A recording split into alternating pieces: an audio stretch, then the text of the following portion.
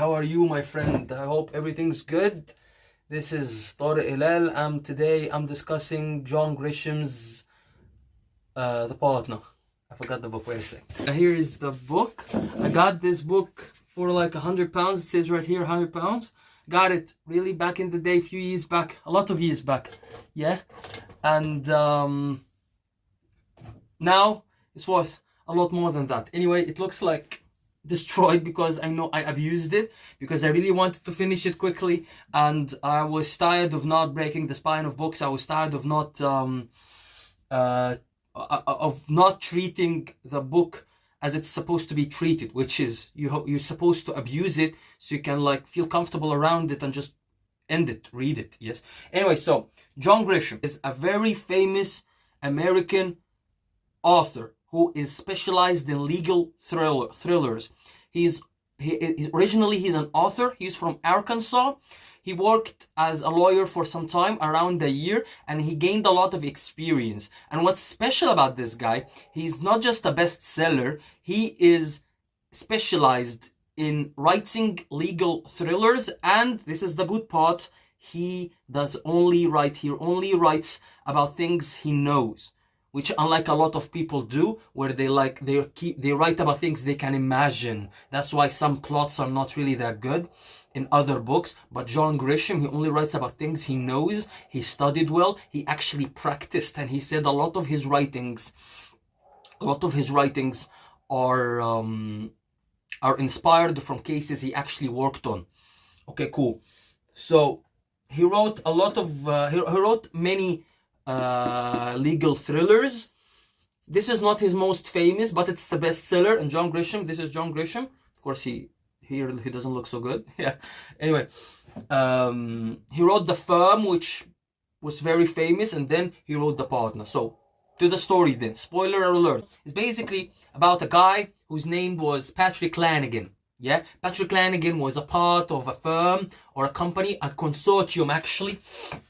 They were working for major organizations, finishing the legal papers, finishing cases, taking care of legal stuff, very important stuff. They were so good, they were so successful, but here's the problem. They decided to cut Patrick out, kick him out of the firm.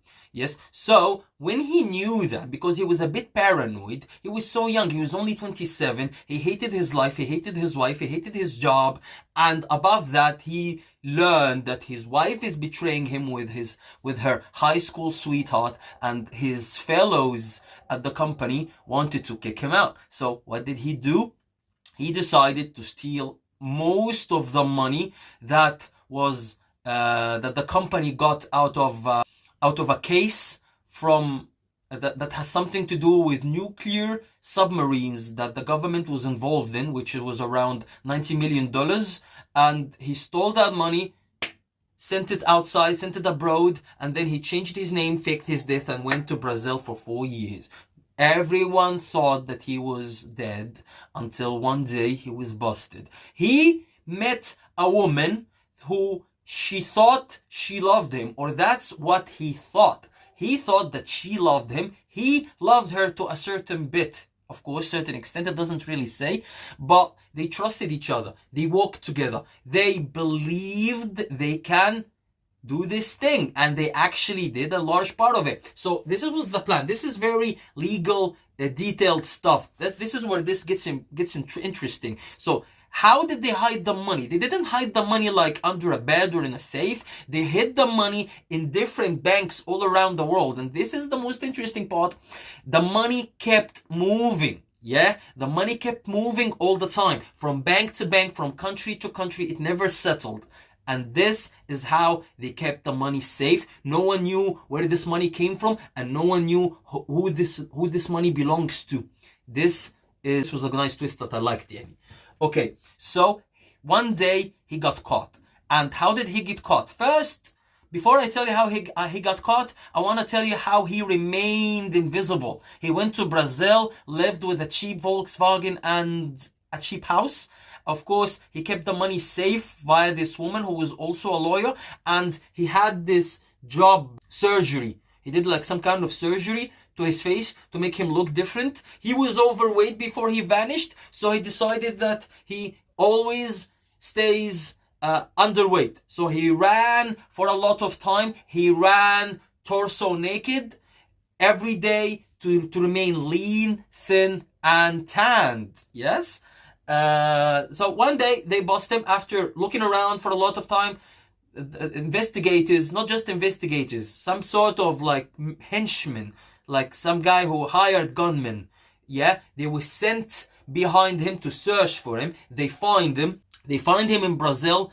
They kidnap him. They keep torturing him so he can tell them who he is and where the money is at. First thing, he tells him he's Patrick Lanigan. Okay, that's done. He's Patrick Lanigan. And then, where the money is at, no matter how much they tortured him, he doesn't say anything. Is it because he doesn't give up? Is it because he's so strong? No, he doesn't say, simply because he doesn't know. And he doesn't tell them about the woman that who is helping him, but eventually he says it, and this is the end of the torture. The Americans know that Patrick Lanigan is caught. And this is the most important thing, because the Americans themselves want their money.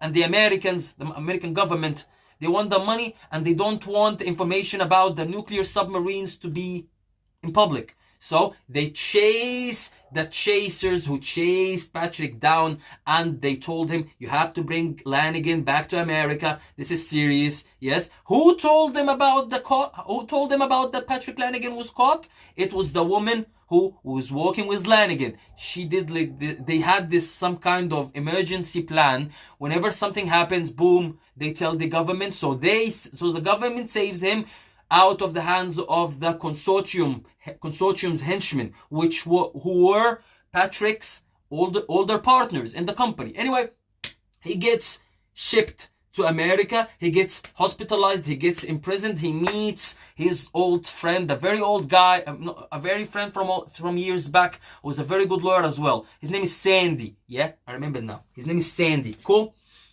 Sandy is a very good lawyer. So basically, long story short, a lot of legal stuff, a lot of cases, ups and downs.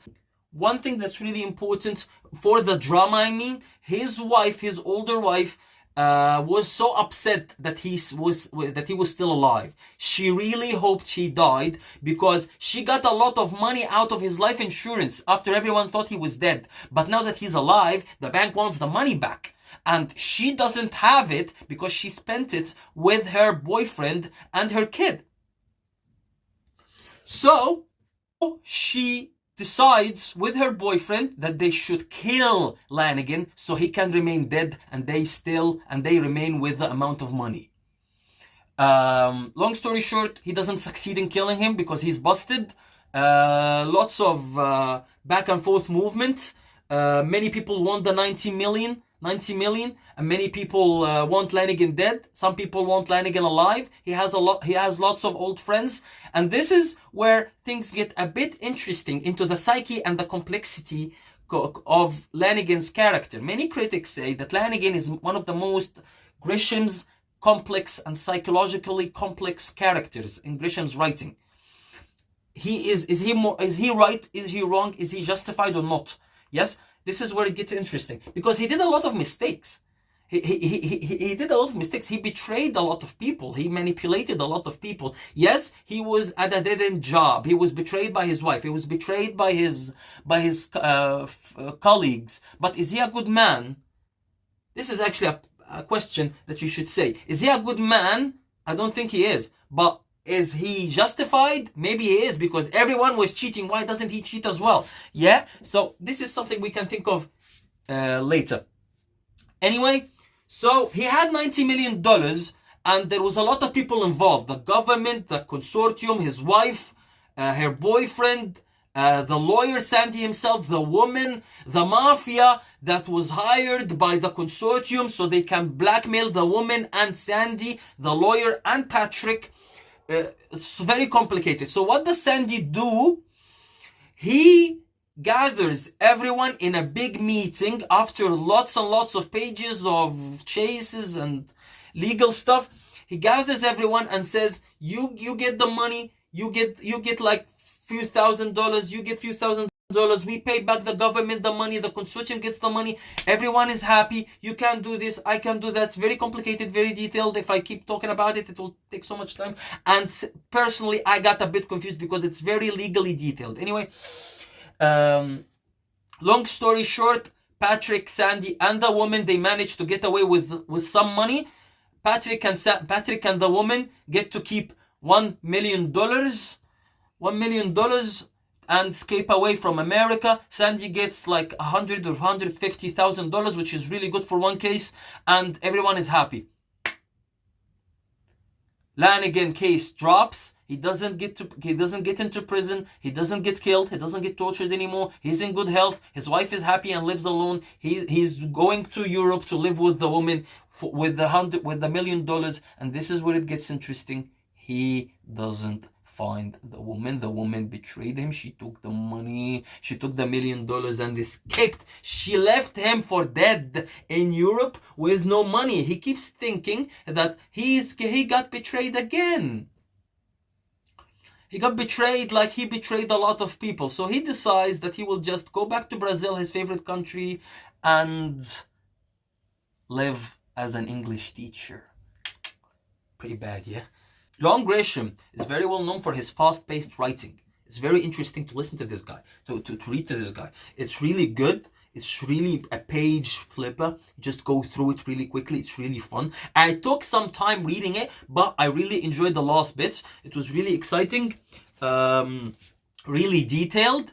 Lots of chases, as I said. One of the most questions that is important for the critics, and that is most important topics that the critics talked about, is the morality of Patrick. Is Patrick a good guy or a bad guy? Is he sympathetic? It means you can sympathize with him. Actually, yeah, you can sympathize with the man. He went through a lot of bad shit. Yes, and he feels bad. He just wanted a new life. He betrayed those who betrayed him, but again, he left the girl who he thought she was his daughter, but no, she was not his daughter. She was the daughter of his wife's boyfriend. So yeah, he just started a new life. It's a very complicated story with lots of drama, lots of betrayal. Really recommended, really nice, really fun, really intense, lots of pressure, lots of intensity. Thank you for watching. That was Tarek Helal. See you again in another video. Salam.